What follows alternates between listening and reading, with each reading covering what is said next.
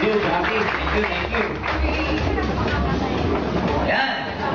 Hi! Walang kalagay-lagay. Hi!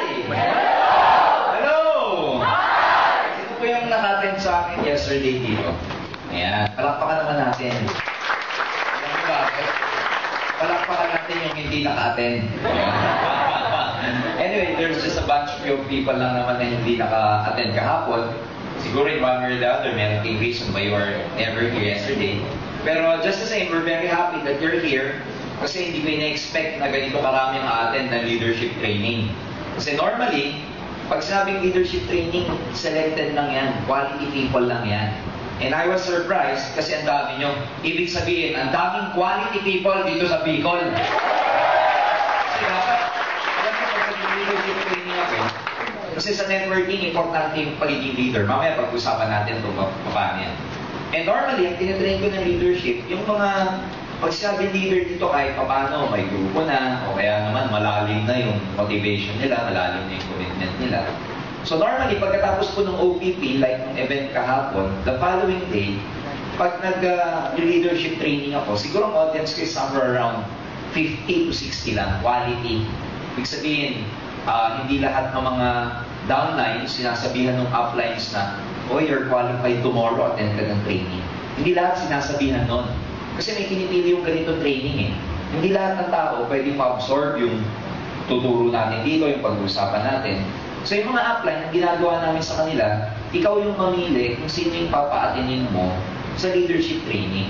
So syempre yung upline, pipiliin niya, ipa-prioritize niya yung mga tingin niya, malalim na, quality na, ibig sabihin malalim na motivation.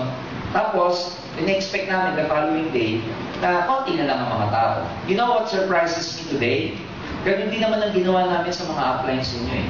Just select bunch of people na quality na leaders para umattend. And nagulat ako, ang dami palang quality people na leader dito sa Bicol. Bakit? Karamihan ng mga unang nagiging successful sa business na to, of course, yung mga nagiging leader. Ano ba yung leader? Yan yung, of course, no, sa buhay, mayroong tinatawag na follower at saka leader. Sa school, mapapansin nyo kung sino yung mga leader. Di ba sa school, mapapansin nyo? Kasi estudyante, karamihan. Sa school, mapapansin nyo, meron talagang, sa class ninyo, merong mga 2 o 3 tao na sila talaga yung nag-shine. Sila yung may initiative, sila yung pag merong election like student council, sila yung namumuna, sila yung gustong-gustong nagpa-participate. Ito mga leader, ito yung active. Ito mga leader, sometimes sila yung may lakas ng loob para mag-approach sa professor. Nakikita niyo yung mga ganun sa school? Na hindi lahat ng tao na kaklase mo katulad ng mga leader na to. Meaning, meron silang character, meron silang personality. Bakit ganun sila? And most often than not, pag ganun yung character ng kaklase mo, normally, ito yung top of the class. Tama ba yun?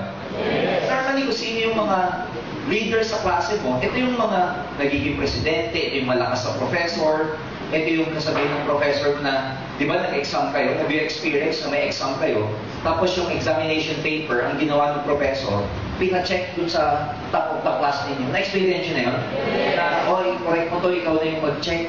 Diba? Ikaw na-klase ko lang yan So, nakuha nyo?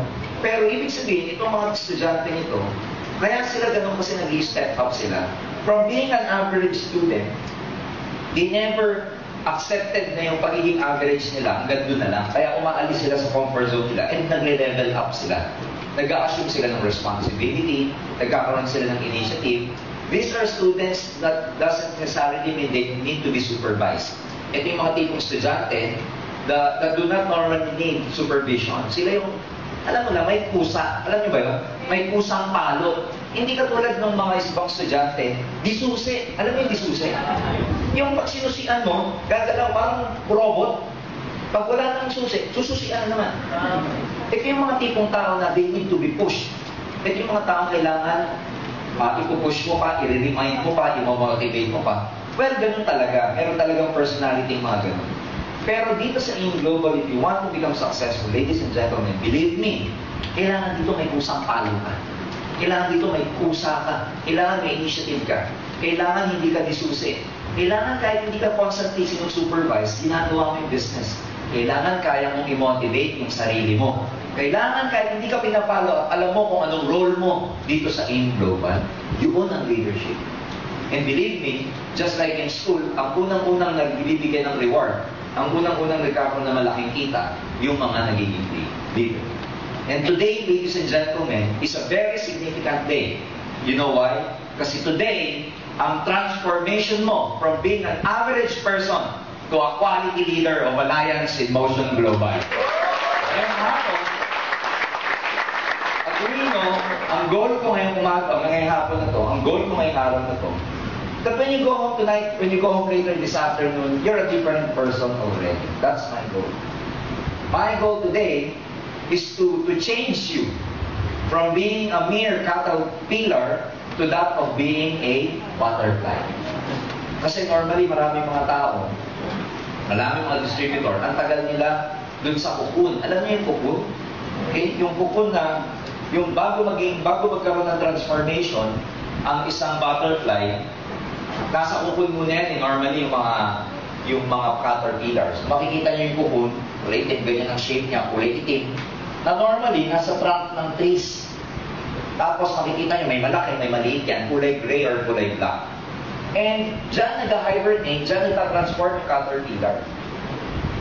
Now, ito maganda. Nature has its way na yung opening nito, yung lalabasan niya, kailangan maliit lang. You know why? Para mahirapan siya. Bakit niya kailangan mahirapan?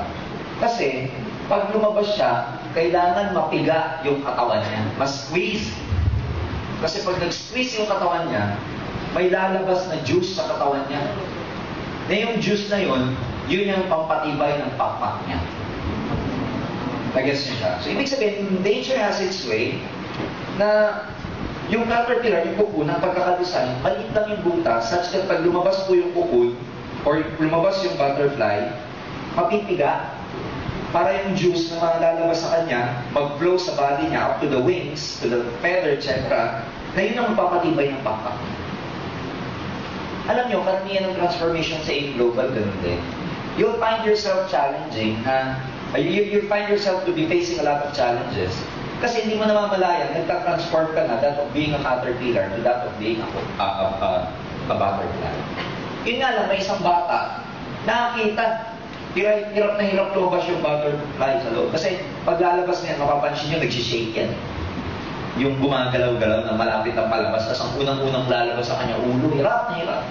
E bata lang ang ginawa, ginunting. Ginunting. Sabi na kawawa naman, nilakihan yung opening. Such that, totoo, hindi nga po nahirapan yung butterfly na lumabas. Kaya lang lumabas, diretso sa lupa. Tapos nung dumiretso sa lupa, it was struggling to really spread its wings, kaya lang hindi niya magawa, kasi nga hindi na-spread sa kanya yung chemical, yung juice. Alam niyo nangyari sa kanya, nilanggang. Patay. So, minsan, yung easy, yung pagiging madali, dangerous pa lang minsan ito. Alam niyo bakit maganda sa AIM Global? Kasi medyo mahirap to. Pero dapat lang. Kasi lahat ng may value sa mundo, pinaghihirapan ko. Nasabi, di ba mahirap ng AIM Global? Dapat lang. Mayaman ka dito, dapat mahirapan ka talaga. Bakit dapat mahirapan dito? Ganun talaga, may value eh. Ang pag-aaral ba, pinaghihirapan? Yes. Ang marriage ba, pinaghihirapan? Yes. Yung pagpapalaki ng mga bata, pinaghihirapan? Yes. Yung work, pinaghihirapan? Yes. Lahat ng may value, practically, pinaghihirapan.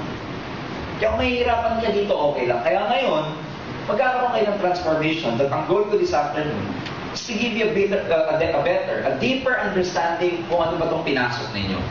Such that, magkakaroon kayo ng obligation na dahil nakita niyo yung bigger picture ng Alliance in Motion Global, ladies and gentlemen, it's gonna be your role na ito i-explain, ipalaganap sa magiging grupo ninyo. Na kayo, ang perspective mo dito malalim na para pag nagkaroon kayo ng grupo o kung may existing na grupo kayo, ipapaliwanag mo din sa grupo mo kung gaano ba kalalim itong pinasok natin. Kasi for some people, madaling mawala sa AIM Global, sa networking, kasi hindi nila alam kung ano yung mga bagay na naghihintay sa kanila. Hindi nila alam what's in store for them. Hindi nila alam kung ano ba talaga ano ba yung nandun. So for some people, they catch the vision initially, pagkatapos ng OPT, they get very excited, makakatch na yung vision initially, pero after some time, nawawala. Bakit? Kasi hindi nila alam kung ano yung bagay na naghihintay sa kanila. Meron pong isang aso nakakita ng pusa. Di ba yung mga aso, pag nakakita ng pusa, normally, yung lumalaman bakit ano ba yung kinagalitan ng aso talaga sa pusa. Pag nakakita ng pusa, talagang galit na galit sila. So, ang ginawa nitong aso, hinahabol niya yung, sabihin na lang natin di pusa, rabbit. Hinahabol niya yung rabbit. Di ba pag tumatahol yung mga aso, ang lakas. Nung hinahabol ng aso itong rabbit na to, narinig ng ibang aso. Sumunod yung ibang aso. So after that, yung isang aso, naging 3 na sila, hawak-hawak, hinahabol yung rabbit, hanggang sa naging 5 na, hanggang sa dumami na yung mga asong humahabol dun sa rabbit. Kaya lang, habang tumatagal, paunti na ng paunti yung aso. At the end of the day, alam mo kung sino lang humahabol? Yung aso na lang na unang nakakita. Now let me ask you, ba't nawala yung ibang aso? Kasi nakikahol lang sila. Hindi na alam reason. Tumahol yung kasama, tahol na rin ako. Tumahol na rin ako. Tama ba? Tama ba? Pero kung tumatal ko siya, kahol siya ng kahol, bakit ako na dito? Bakit nagawa ko dito? Kaya pagkatapos na, after some time, pagkatapos na, wala naman pala di ba? Sounds family? Sounds familiar ba? May mga ganun, di ba? May mga ganun downtime. Na ano lang, napasabay lang sa agos. Kasi, nag-pay-in siya, pay-in din ako. Pumapalakpak din ako. Nagdala siya, nagdadala din ako. Pero after a while, hindi talaga nila na-catch yung vision. Pag napagod na, ayaw na po nila. At ang naiiwan, isa na lang, yung leader na tunay nakakita. Ngayon, ang job ninyo, kung kayo yung leader na nakakita ng vision, gano'n palalim po. Ang goal ninyo, hindi lang dapat sa inyo yan, dapat may paliwanag dito sa ibang tao. Kasi pag ang downline mo, malalim ang understanding. Kahit ikaw, parang kang pako dito eh. Alam niyo yung pako? Di ba may head yan? Pag ganyan yung pako eh. Ngayon, pag yung pako, pagka pinumpok mo yan sa kahoy, syempre papailalim ng pailalim. Kailangan dito pagkaabaon mo, pati ulo, nandun sa ilalim. Bakit? Para hindi ka na mahugot. Ganun ka dapat kalalim. Kasi kung yung ulo labas pa rin hanggang dito, ganyan ka lang kalalim, may ulo pa na nakalabas, mahuhugot pa rin to, tama? Kailangan yung baon na baon, yung talagang pati yung ulo nakabaon. Dapat kukunin mo yung pako, hindi mo makuha. Ganun ka dapat kalalim dito. Na kahit ano mangyari, anong bagyo man ang dumating sa buhay mo, hindi ka mawawala kasi malalim ka na. Yun ang goal ko ngayong hapon na to. And ang ipapaliwanag ko sa inyo is about network marketing. What is your future here? What is the advantage of network marketing? How it becomes a successful, it's a very, very perfect business for everybody. So, ang una kong slide, ang una kong papakita sa inyo, ang title ko, papaliwanag ko sa inyo dito, bakit hindi ka pwedeng mabigo dito? Why you cannot fail in network marketing? Why you should succeed? Bakit ako dapat maging successful dito? Ito papaliwanag ko sa inyo. Why you cannot fail? Kasi sometimes, yung mga tao, okay lang sa kanilang mag-fail sila sa networking. Ladies and gentlemen, if you're gonna do this and if you want to be like us, gusto nyo maging katulad namin, kailangan wala sa isip nyo yung mabibigo ka. Dito, isa lang ang pupuntahan mo. Wala nang exit, kundi success lang ang pupuntahan mo. Wala ka nang babalikan. Papaliwanag ko sa inyo kung bakit. Now, sometimes, there are type of people, na nami-meet natin sa networking. People we meet in networking, minsan may makikita ka na mga tao, pag in-invite mo, hindi man lang pupunta sa meeting. Minsan naman, may mga tao makukuha ka, pupunta, pero hindi interesado.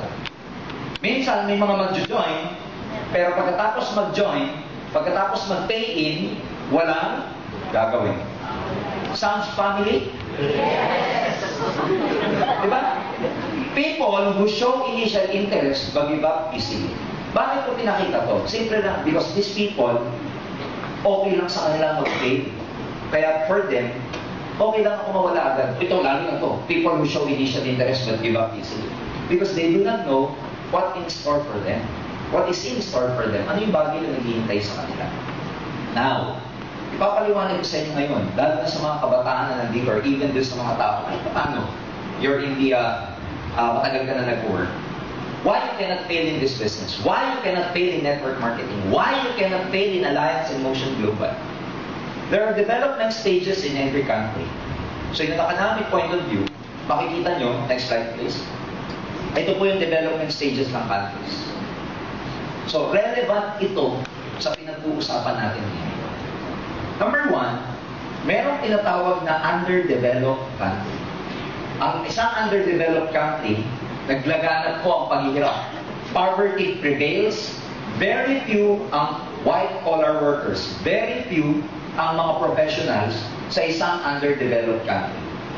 Pagdating sa negosyo, karamihan, maliliit na mga tindahan na. Now, to give you a better picture, ito po ang itsura ng Pilipinas before the war. Nakuha na siya? Before the war, ito ang itsura ng Pilipinas. Now, ganito yan. Pag nagnegosyo ng mga panahon na yun, ang magkakalaban ng small business versus small businesses. Nakuha niyo kung paano. Now, sa stage na to, you and I know that if you want to become financially free, dapat naka-mindset ka na dapat magkaroon ka ng negosyo mo. Siguro kung magne-negosyo ka, noong mga panahon na to, pwede pa. Kasi dahil small business pa lang ang naglalaganap dito, maliit na puhunan, pwede ka nang magkaroon ng negosyo. Kaya lang, unfortunately, when we talk about corporate, kukunti pa lang ang mga nagtatrabaho. Kukunti pa lang ang professionals. I remember, alam niyo, yung mga panahon na kukunti pa lang ang mga professionals sa mga panahon na yan. Ang lola ko, graduate lang ng undergraduate po ng college. Pero magugulat kayo, yung lola ko, naging mestra po siya, naging teacher. May mga kilala ba kayong gano'n? Na nung araw, yung mga lola natin, di ba kahit hindi nakapagtapos, nagiging professional sila? Naalala niyo yung mga panahon na yun? Ito pa, kahit hindi nakapagtapos, ang gagaling man, English. Kahit hindi nakapagtapos, ng mga panahon na underdeveloped ang country, nagkakaroon sila ng trabaho. Kaibigan, bakit ko pinaliliwanag sa inyo to? Kasi, simple lang. Kung ang mindset mo ngayon para magbago buhay mo, yung maging empleyado ka, work for someone else, kaibigan, it's an obsolete formula already. Because applicable yung formula yan nung underdeveloped pa ang Pilipinas. It's an obsolete formula. If you're using a formula na obsolete na, kaibigan, mapapaghulihan ka na. Bakit? Kasi nung mga panahon na to, pag empleyado ka, gaganda pa ang buhay mo. Believe me, nung araw, pag naging teacher ka, magkakabahay ka ba? Of course, kaya nga sa Maynila, may tinatawag na Teacher's Village. Nung araw, pag ikaw nagtatrabaho po sa GSIS, magkakabahay ka ba? Magkakapera ka ba? Yes, kaya nga meron tinatawag na GSIS Village. Nung araw po yun, dati pag ikaw public school teacher, may housing ang government para sa'yo. Maganda ang sweldo mo. Isa ka sa mga pinakamataas ang bayad sa Pilipinas pagka ikaw ay dati public school teacher. Now, ilagay natin yung setting na yun dito ngayon. Let me ask you, pag ngayon naging teacher ka, I'm not trying to put it down. Don't get me wrong on this. Pag ikaw naging teacher ka sa panahon ngayon, sigurado ka bang magkakabahay ka pa? Hindi na. Hindi na. Same profession, pero bakit hindi na? Kasi nagbabago po ang panahon. Kaya pag ang turo sa'yo, go to school, get good grades, and go look for a good job, it's an obsolete formula. Kaya marami pa rin humihirap ngayon, marami pa rin mahirap, kasi ina-apply nila sa buhay nila yung formula na dati lang pwede, ngayon hindi na pwede. Bakit advantage na naka-attend ka nito? Simple lang. Ngayon mo nalaman na obsolete na pala yung formula ang ginagamit mo. Ngayon, pag binago mo yan, pwede nang magbago ang buhay mo. Tama ba? Maraming mga tao, hindi nila alam, obsolete na yung formula nila. Kaya pag may mga kaklase kayong ayaw maniwala sa inyo, okay lang. Sabihin mo sa sarili mo, okay lang. Obsolete naman yung formula niya. Sabihin mo sa klase mo, ayaw niya kinakatsawan ka. Sabihin mo sa kanya, ano ka? Obsolete na ang formula. Pag sinabi na yun, yung obsolete formula, bahala ka. pag lumalalim ka ganito, madi-discourage ka ba kaagad? Kung ganito kalalim na iintindihan mo, kaibigan, hindi mo alam yung pinasok mo pala. Ganito pala katindi yung pinasok ko. Meron bang developed country? Alam ko, recute lang. Ha? Tama ba? Eh, ganun talaga. Nasa Alliance in Motion Global si Jerjan Gonzalez, kaya may ganito training. Kaya may ganito training. So, dito, ang sinasabi ko kanina in terms of employment, you can become financially free, kahit pa paano, magkakapera ka pag nasa underdeveloped country ka. Yung negosyo, pagka ikaw nagnegosyo sa underdeveloped country and you survive that period, after some times, ikaw ngayon yung may pera. Tingnan nyo, yung mga malalaking negosyante ngayon, ito yung mga nagnegosyo during the pre-war era. Like, kung kilala nyo si JG, John Gokongwei, happens to be one of the tycoons in the Philippines. He started his business nung pre-war. Ibig sabihin ng pre-war, bago mag-gera. During the pre-war and post-war era, yan yung underdeveloped ang Pilipinas. Bago ang gera at pagkatapos ng gera, ito yung underdeveloped country stage natin. Pag ikaw nagnegosyo ng mga panahon na yan at nag-survive ka, traditionally, may pera ka ngayon. Again, that principle applies in an underdeveloped country stage. Pero ngayon subukan mo magnegosyo that right now, Philippines is a developing country. In a developing country, ladies and gentlemen, ang naglalaban na malalaking negosyante versus maliliit na negosyante na. Kung ang mindset mo magnegosyo sa panahon ngayon at maliit lang ang puhunan mo, kaibigan, hindi ka makakasurvive. Kasi ang kalaban mo, malalaking negosyante. Naka-mindset ka mang mag-business because we know for a fact that you and I know that if you want to become financially free, kailangan mag-business ka. Unfortunately, right now that we are a developing country, paano ka magne-negosyo kung kakalabanin mo yung mga taong nakapag-establish na matagal bago ka pa maging tao? Naku niya ibig ko sabihin. So, in a developing country, it's okay to do business, but it's very risky. Kaya anong nangyayari? Nation begins to progress. Huge amount are needed to build infrastructure and construct big factories to export products and earn foreign exchange. Ganyan na po ang Pilipinas ngayon. The government encourages the growth of big corporations by allowing them to be listed on the stock market. These corporations eventually swallow up their competitors. Now, let me explain. Pagkatapos ng country na magiging isang underdeveloped, magiging developing country yan, nation begins to progress. May mga dumadating ng investors from other countries. Yung nation, nagkakaroon na ng kahit papano development. Nagkakaroon na ng kalsada, kailangan mag-develop na ng factories, kailangan mag-develop na ng mga infrastructures. Unfortunately, hindi magagawa ng gobyerno mag-isa yun. So gumagawa sila ng tinatawag na conglomerate. Conglomerate, ibig sabihin nun, cooperation ng big businesses. Paano nila ginagawa itong cooperation and conglomerate na to? Merong tinatawag na stock market. Yung stock market, yung mga kumpanyang nandyan sa stock market, ang ginagamit nila sa expansion ng negosyo nila, ginagamit nila pera sa expansion ng negosyo nila, yung mga bumibili ng stocks nila. Let's say, bumili ka ng stocks ng San Miguel Corporation. San Miguel Corporation uses that money para lalong mag-expand yung business nila. Ang tubo mo doon, pag tumubo yung kumpanya na ininvestan mo, may tubo yung pera, ininvest mo. Nakuha niyo ba kung paano? So, ang tawag doon, dividendo. So, nagbibigay ng dividend siya. Now, just imagine this. Ang mahirap dito, ang mga malalaking negosyo, meron na sila, listed sila sa stock market. Meaning, ang puhunan ng mga to, hindi na po milyon. Ang puhunan ng mga to, bilyon na. Kasi nga, may nag-i-invest sa kanila mga tao. Na ang tawag natin, bumibili ng stocks. So, ano ginagawa ng mga tao to? Simple lang, ng mga negosyante ko. Nagpapagawa ng mga malalaking malls. Nangongontrata sa gobyerno sila, gagawa ng kalsada dito sa ganito. Nangongontrata sa gobyerno sila gagawa ng irigasyon. Nangongontrata sa gobyerno na humihingi ng permit para magpagawa ng sobrang lalaking mga establishments. Magpapagawa ng malalaking building. You know why? Kasi nga, ang puhunan nila, bilyon na. Bakit ko sa inyo sinasabi to? Simple lang, kaibigan. Sa stage na developing country, kung ikaw magne-negosyo ka, let me tell you, if your mindset right now is to have an original business, ladies and gentlemen, you are in a sunset industry already. Palubog na kung ngayon ka pa magsisimulang magnegosyo. Bakit? Ang lalaki na po ng mga kalaban mo. Saan ka pupwesto? Taga-Pasig po ako. Dati, ang Shaw Boulevard, makikita nyo yung gilid niya, kainan lang po na maliliit na karinderya ng mga taxi. Ito, crossing to eh. Yan.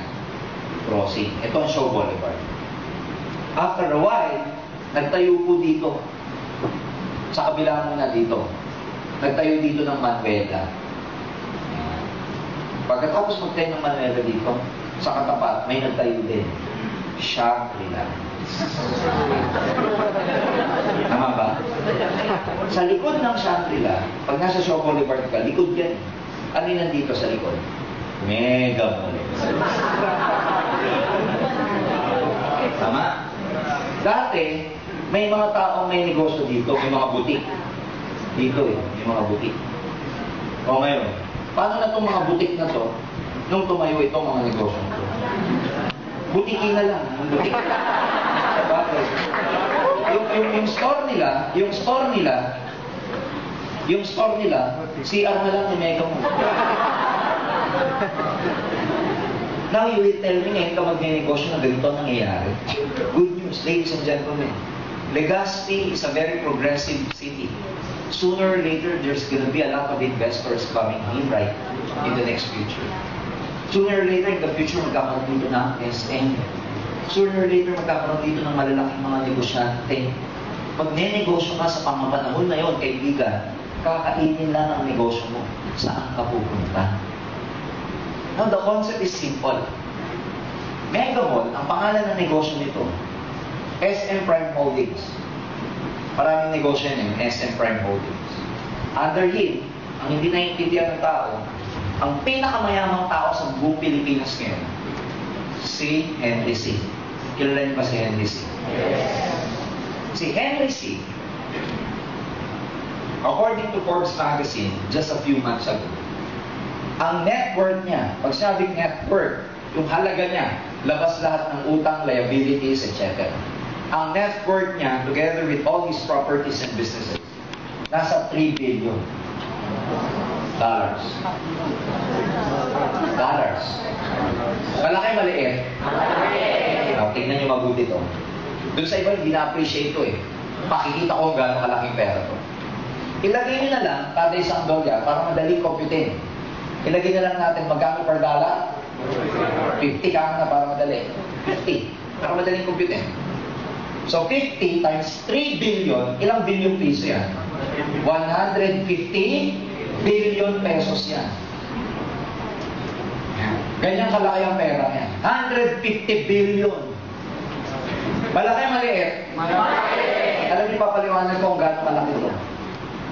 Kung ikaw si Henry C., paano mo uubusin ito? Kaya, hypothetical situation. Sabihin na natin, ang gagastusin mo araw-araw para ubusin to, 1 million a day. Ang goal mo, ubusin. Goal mo ubusin, araw-araw, 1 million ubusin to. Pag hindi mo naubos yung 1 million ngayon, malaki problema mo bukas, 2 million ang ubusin mo. Okay. Pag 1 million ang inuubos mo, araw-araw, magkano mauubos mo sa isang linggo? 7 million. Sa isang buwan? Sa isang buwan, mga 30 million, 31 million. Sa isang taon, 365 million. Now, i-divide ko lang ito ng 365 million. Ang goal mo, 150 billion, mauubos mo 1 million a day.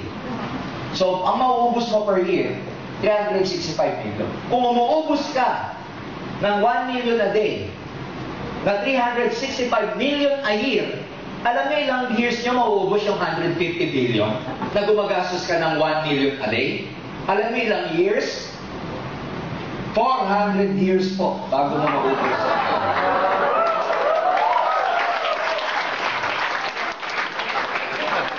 Ganyan kalaki yung perang yan. Malaki ba siya?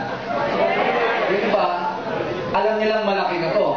Malaki na to. Nung nakita to, grabe pala, ang laki talaga. Ito yung pera na kailangan mo mamatay, mabuhay, mamatay, mabuhay, mamatay. Hanggang 60 years old ka lang eh. Kaya itong taong to, yan yung kasabihan na ang kanon, yung kaapu-apuhan niya, mayaman na. But ladies and gentlemen, when did Henry C. started his business? When did he start his business? During the underdeveloping stage. Kaya sila mayaman ngayon. Henry C. started, bakit shoe mart? Nagtitinda po ng shoes sa Quiapo. Ini-import niya galing sa States, si Gundamano. Yan ang mga unang-unang nagdala ng ukay-ukay dito sa atin. Bibili ng sapatos, i-import dito, ibebenta together with some shoes na gawa sa Marikina. Ang storya niyan, sa Quiapo, lahat ng katabi niya nagbebenta ng sapatos. Sila sarado na, siya bukas pa. Ganun kasipag. Kinaumagahan, sarado pa yung mga katabi niya, siya bukas na. And then right now, he has a very big conglomerate. This, ladies and gentlemen, are amazing. Let me ask you, ano ang negosyo ni Henry C? Ang negosyo niya, may tinatawag na SM Prime Holding Company. It's a holding company. Bakit holding company? Pag sinabing holding company, under that, marami kasing kumpanya. Ano yung negosyo niya? Henry C. Ang SM, ano negosyo niya? Bigyan niyo ako. Ha? Mall. Meron siyang SM. Tama? Under the SM, marami ba siyang branch? Yes. Sa bawat branch niya, may nag-occupy ba? May nag-release ba? May nagre-renta ba? Yes. Lahat na nagre-renta dito, bumibili. Alam niyo ba ng mga SM? Lahat niyan, nagre-renta sa kanya.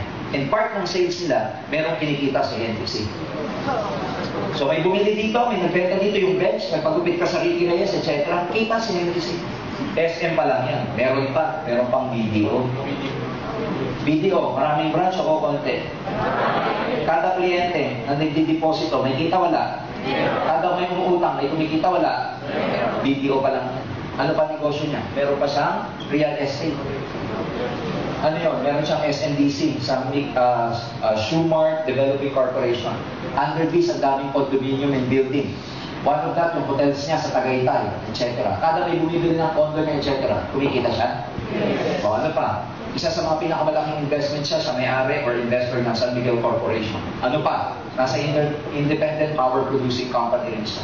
Nasaan pa siya? Nasa retailing business din yan. Pag pumunta kayo sa SM, napakaraming pong bonus na brand. Guess what? Sa kanya yun. Siya manufacturer nun. At marami pang iba.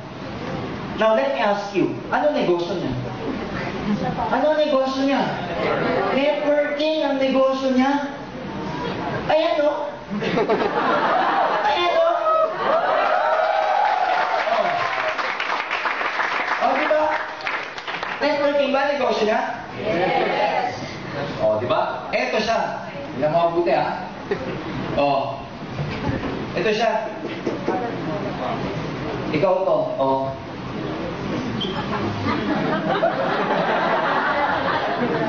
Re-recruit ka, tama? I-re-recruitin mo, tuturuan mo rin mag-recruit. Mag-re-recruit ka ulit, tuturuan mo mag-recruit. Re-recruit ka ulit, tuturuan mo mag-recruit. Okay, oh. Recruit, dumami. Branch out ka. Ano? Ano negosyo mo? Ano negosyo niya? O, isa lang pupuntahan mo, payaman ka talaga sa negosyo mo. Nawa niya ba? Hindi lang sa Infinity Network. Lusyutan. Ano negosyo ni Lusyutan? Fortune Tobacco. Ano pa? Allied Bank. Ano pa? Philippine Airlines. Ano pa? Meron siyang bago ngayon, yung Eaton. Wala niya yung Eaton. Real estate development din yan. Oh. Ano pa? Nasa malls din to. Nasa hotels dito, sa kanya pong Century Park Hotel. Anong negosyo niya?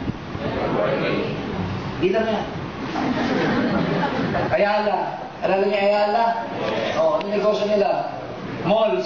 Glorieta, Trinoma, Greenbelt, ganda yan. Ano pa? Globe Telecom, sa kanila yun. Lahat ng may Globe. Ano pa? BPI, ano na yan? Ayala Life, ano pa? Ayala Land, ano pa? Dami. Oh, ano negosyo niya? Networking. Ano negosyo mo? Networking. O di wala na tayong pagkakaiba sa kanila?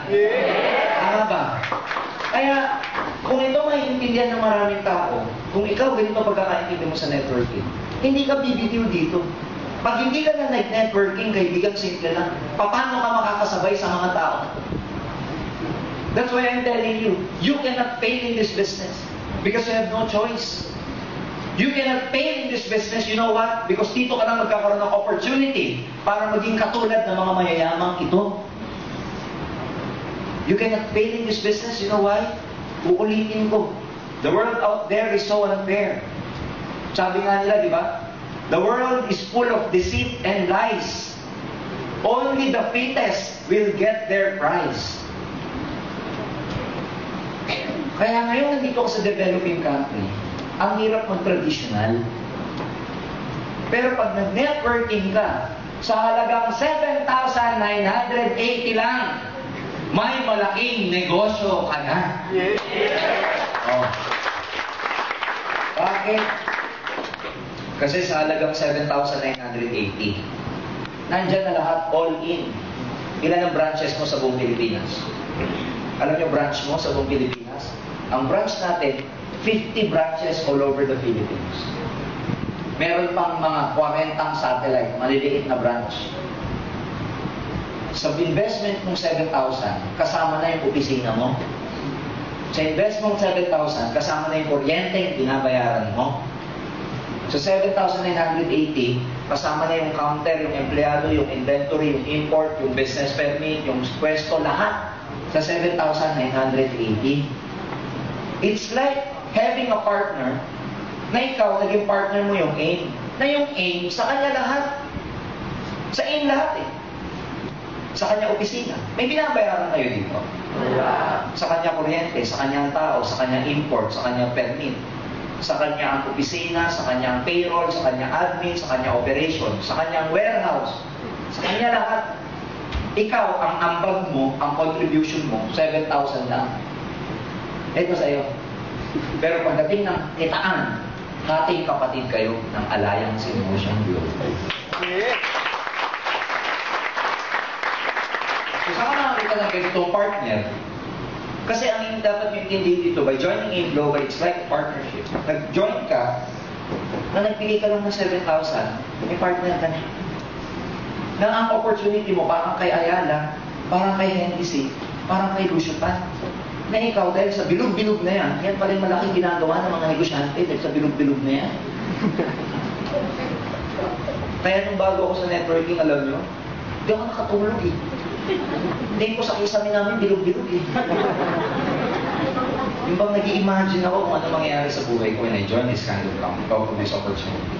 Kasi I know that I will become successful financially.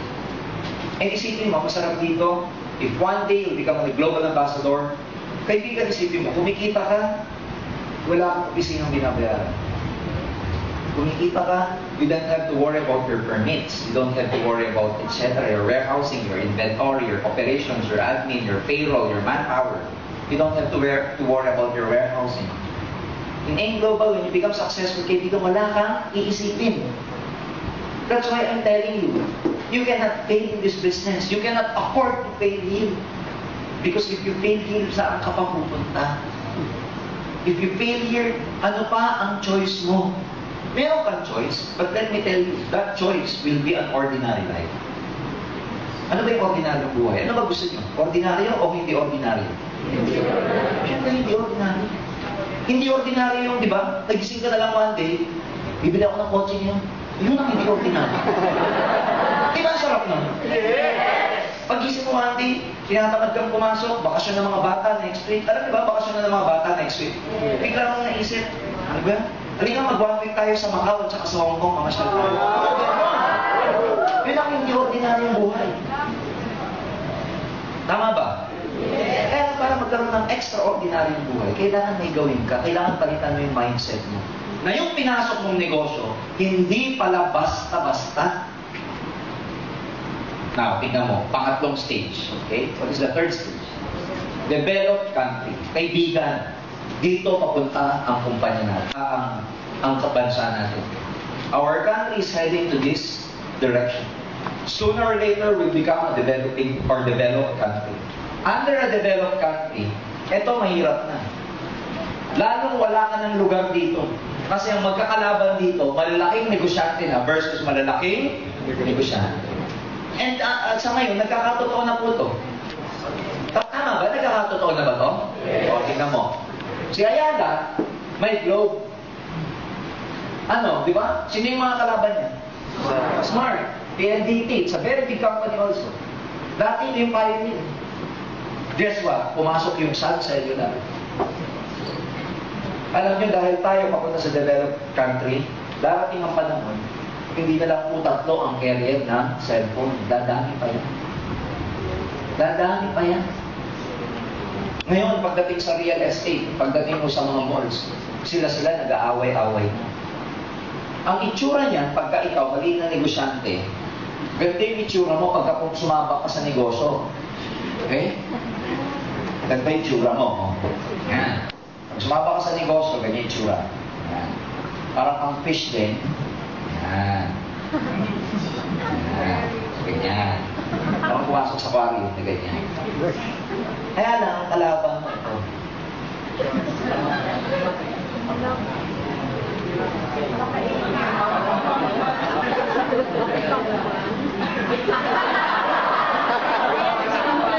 Ayan ang kalaban mo. Kaya kasi ibig ko sabihin.